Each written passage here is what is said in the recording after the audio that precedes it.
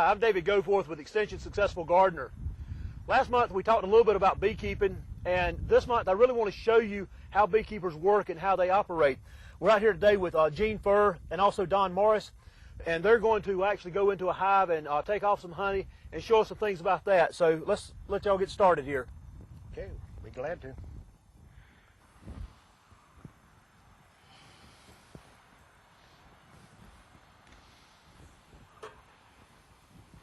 We're doing the most important job of the beekeeping is lighting the smoker. Without the smoke, the bees are going to eat you up.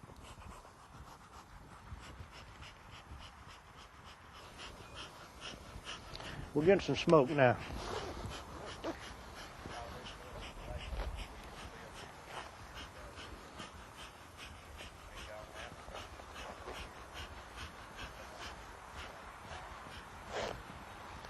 You wouldn't put your gloves on if you want to.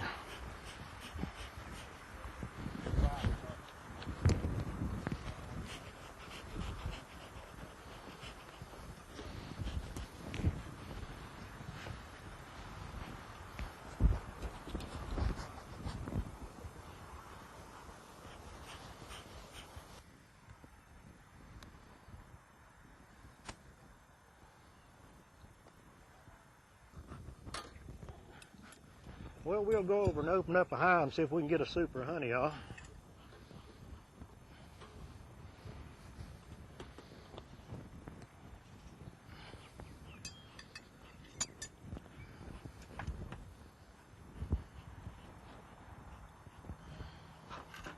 I think it was this one done.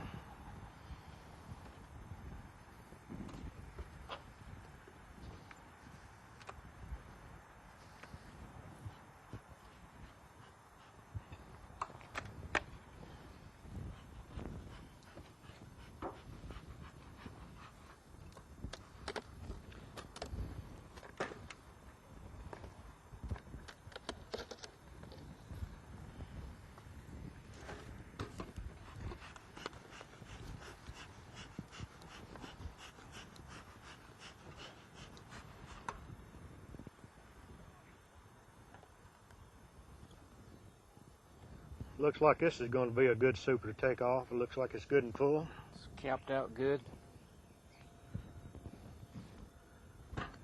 All the way across. So we'll go ahead and pull this one.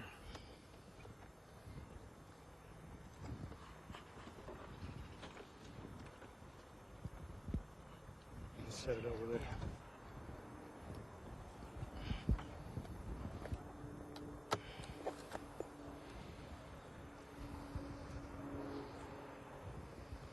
See many bees in there, so we'll close this one back up, see if we can find another one.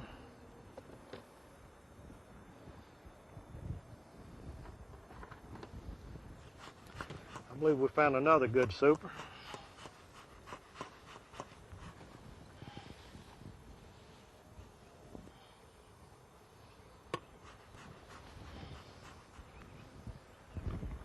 Good solid rack.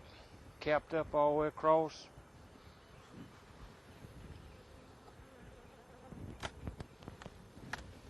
Would you like to try to get a picture inside the box? Come around to the back.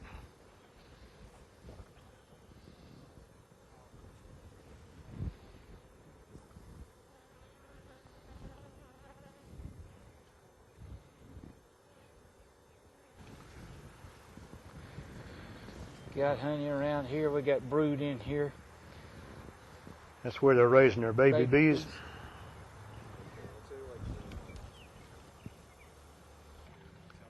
This is honey around here the bees can eat. And this is the brood. This is where the queen has laid her eggs and they're fixing to hatch out. So it's a nice little spot of brood.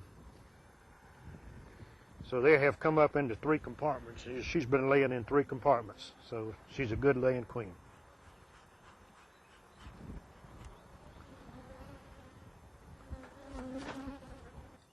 Well, we're getting ready now to try to get the bees out of the supers so we can take them into the extracting house. Normally there's a lot of bees, but there's different methods of getting them out, but we like this one. They do have some fume boards that you can use, but some of them smell pretty bad. But we normally do this, just blow them out.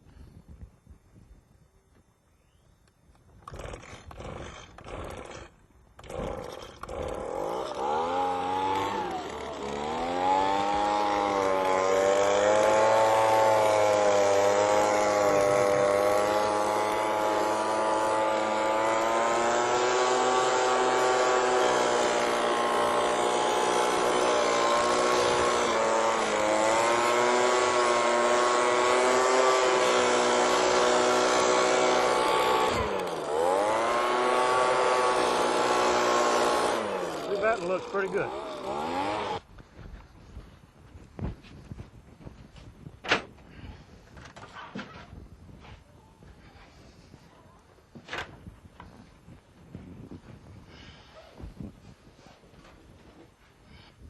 We're going to start taking some racks out of this super, setting them over here to extract them.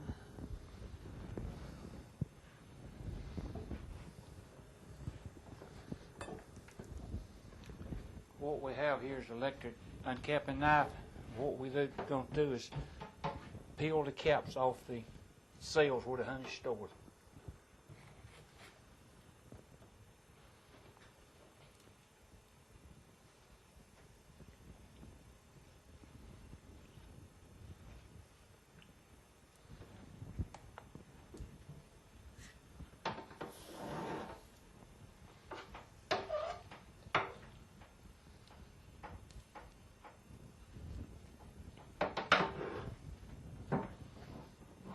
Well, we cut this off and the wax falls down into the bottom and it drains the excess honey out that we're cutting off, and it goes into the bucket which sits under the corner of the table.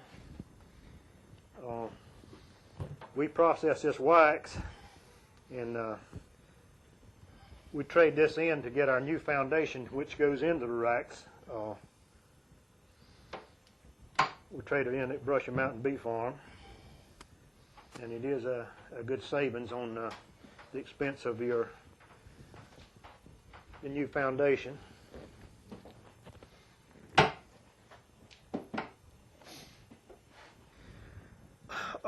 Normally in the spring your honey's real light, which is made of the early blooming stuff, different types. A lot of people calls it clover, but most of the time it's not clover early in the spring. It's vetch and so forth. All the little wild flowers you see blooming in the yard, the little purple and blue flowers in the woods, and then normally your trees are blooming. This honey is a little mixed honey. This year everything bloomed out early, so we're having even had our poplar to bloom out, which is normally just starting to bloom this time of year. So it's just, I call it wildflower honey because the bees just collect whatever nectar's out there at the time the time of year. And there's no one type of honey. A lot of people calls it clover honey and all this stuff, but I just normally call it a wildflower honey. What we're doing now is loading up the extractor. We're going to try to swing this out, see if we can get them spaced in here properly. Now we're going to turn the turn it on and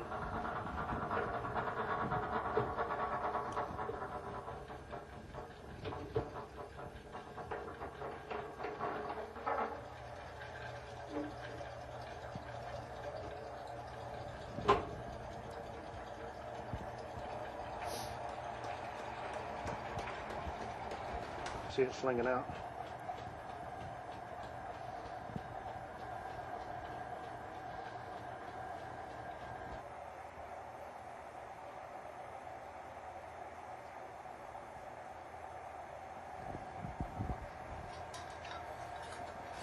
Well, we're going to jar up some honey.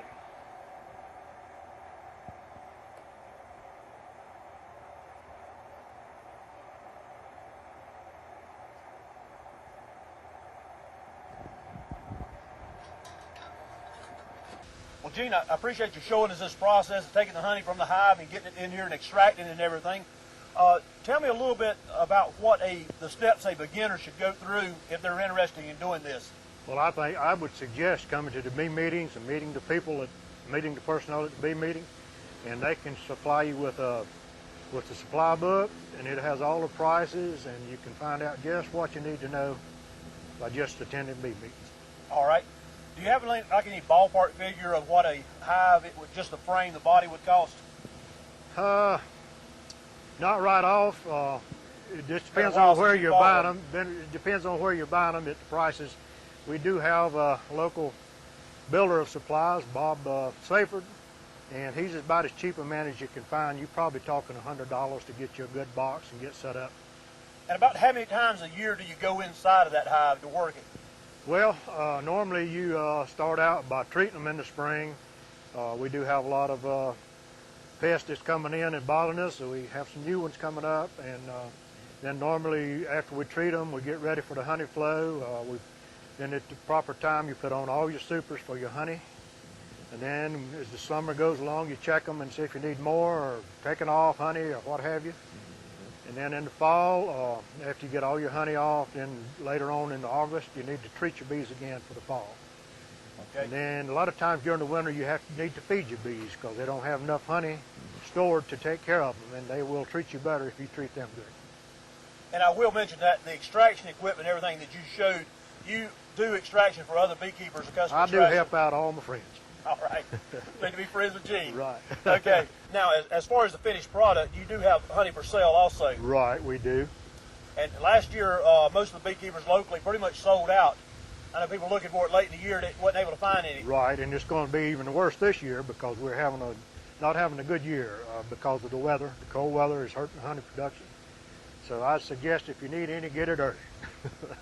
Does economically now, this is more of a hobby than it is of a money making. They couldn't nobody go in this for money in here, could they? No, I don't think so. You got to enjoy it to go through the pain of the bee stings and all the other stuff you have to suffer. So it's just something you really need to enjoy.